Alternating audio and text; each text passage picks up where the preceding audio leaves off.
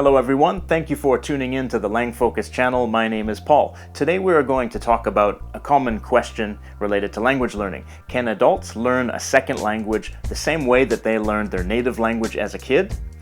In a lot of the marketing surrounding different language programs and the courses that you can buy, you'll often see that. You'll see them justify their methodology by saying, this is the way you learned as a kid, or when you were a kid you didn't need written materials, you just listened, and all that kind of thing.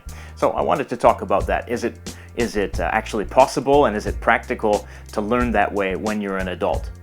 So let's get into it. First of all, adults learn differently from infants and toddlers. It's been proven through studies that there is definitely a critical age range after which it becomes more difficult to learn a language.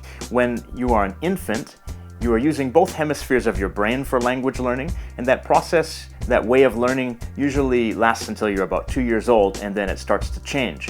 It starts to become localized in your left brain, and your right brain starts to be de-emphasized. Now, it doesn't happen immediately right away, but that process continues from about age 2 until you reach puberty. So around the time of puberty. So after you reach puberty, your language learning process is now a very left brain process. It's much more of an intentional kind of study rather than just an intuitive absorption of information from your environment. So it definitely does become different. Let me play devil's advocate for a minute. Let's just hypothetically say that, yes, we can learn the same way that we learned as infants. Is that practical? Should we learn that way? I would say that it's really impractical for an adult to learn their second language the same way they learned their native language, because adults just have a very different lifestyle than little kids or infants do. When you're an infant, you spend about a year just sitting there listening to the language before you actually say anything, just absorbing the sounds, you're internalizing the phonology before you actually produce it. As an adult, do you have a year to sit around doing that? I know I don't. I have too many things I want to study, too many things I want to do and experience, too many other languages I want to get to in the future. I don't have a year to just sit and listen. So unless you're an infant, or maybe unless you're retired or unemployed and have nothing to do, then I guess a year of just sitting and listening is probably a waste of your time. Am I right about that? Now, also related to time is this. Kids spend so much time in an immersive environment, 10, 12 hours a day. Their whole waking life, they are surrounded by that language when they're kids. At school, at home, in their environment, on TV, everything is in that language. Now, you probably have a job that's in your native language. You probably have a circle of friends that speak your native language, and your family probably speaks your native language. So do you really have 10 to 12 hours a day to be immersed in your second language? And even if you are in that country, even if you moved to a country where that language is spoken, do you really have a circle of native speakers who are talking to you all the time, the same way that adults talk to babies or toddlers all the time? When you're a toddler, people are trying to talk to you, right? They're trying to encourage you to speak, and they're trying to help raise you by speaking to you.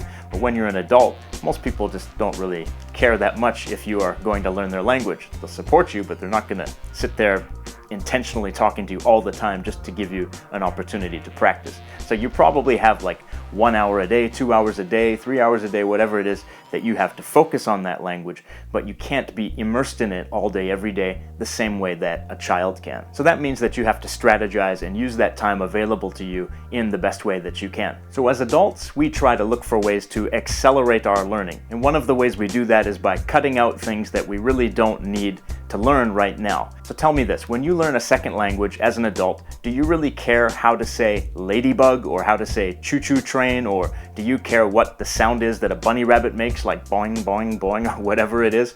Do you care about all the onomatopoeia that appear in comic books, like bam, boom, smash, zap, pow, kaboom, kapow, splat? Do you care about all those sounds? Do you really need to learn those words in that language?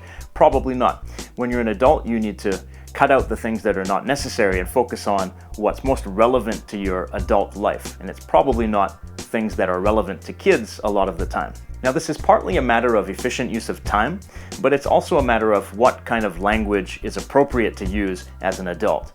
Now, kids speak like kids, and they usually speak that way for years and years and years until they become more influenced by the literary language and they start to speak more like adults who can be taken seriously.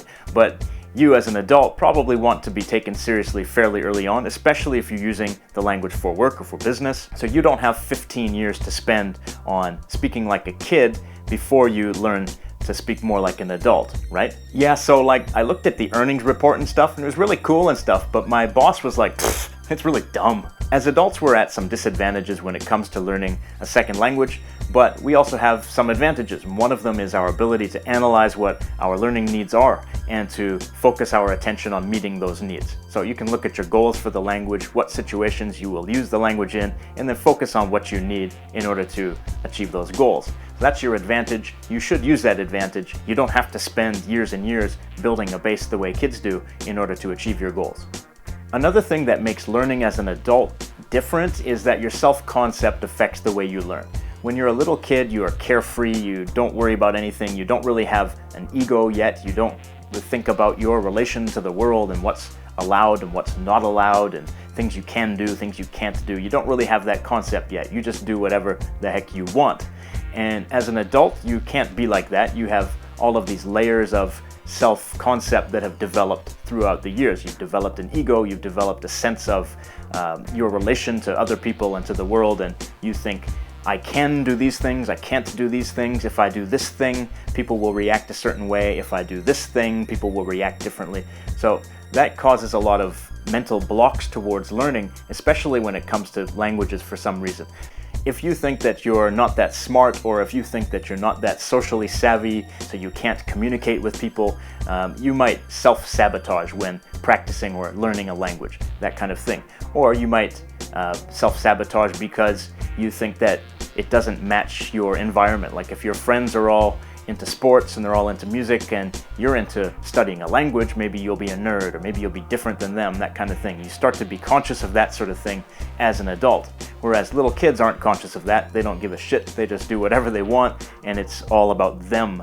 So in order to learn the way a kid learns, you kind of have to get back into that childlike headspace and forget about the world and just focus on yourself. And it's hard for adults to do that. I mean, in some ways, maybe we can learn from the way kids learn, but at the same time, it's quite difficult. That doesn't really fit into the way we live, and you would have to remove a lot of layers of your self-concept in order to do that, and that would take some effort. That's kind of a separate mission from your language learning mission. So it's much more practical in the short term as adults to set up a very intentional program of learning that can motivate you through some of those things that discourage you and actually push you forward. So we can do that through setting up a learning program and thinking about our goals and visualizing our goals and that kind of thing, because we're going to have those blocks and we're going to have those times when we hesitate because of that self-concept.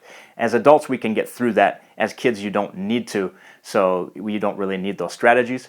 So I think that's another big difference between adult learners and child learners, especially when it comes to languages, for sure. So the hype that you can learn a second language the way that babies learn their native language is exactly just that, hype. Do you think babies learn their native language by listening to 8 hours of audio on a language CD? Of course not. So take it for what it is. It's marketing hype. You can see through it. Doesn't mean they're bad learning materials, but just don't buy into the marketing hype.